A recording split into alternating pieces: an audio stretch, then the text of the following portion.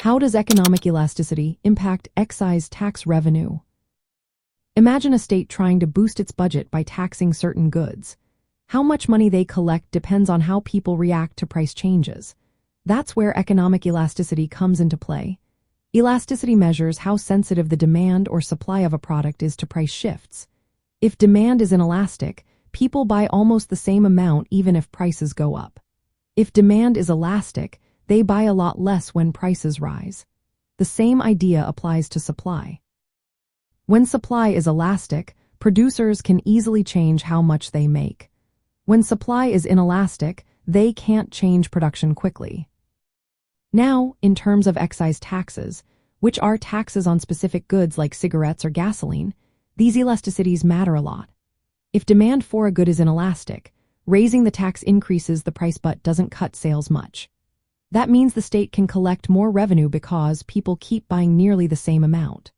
For example, taxes on cigarettes often bring in steady money because smokers tend to buy roughly the same amount regardless of price increases.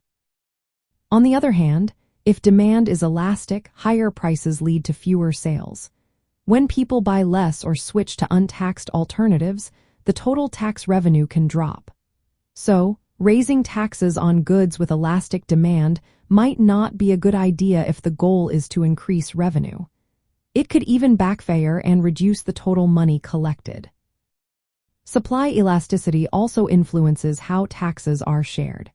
If producers can easily change how much they produce, they might pass some of the tax onto consumers or absorb it themselves.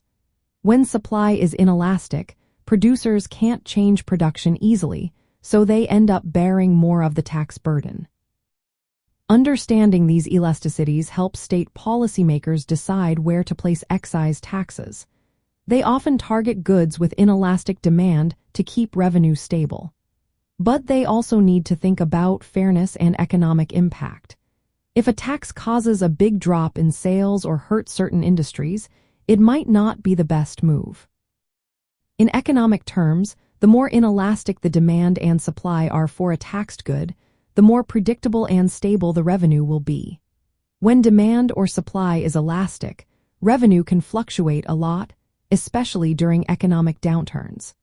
That's why knowing how consumers and producers respond to price changes is key for designing effective tax policies. In summary, the level of elasticity determines how much revenue a state can collect from excise taxes and who bears most of the tax burden.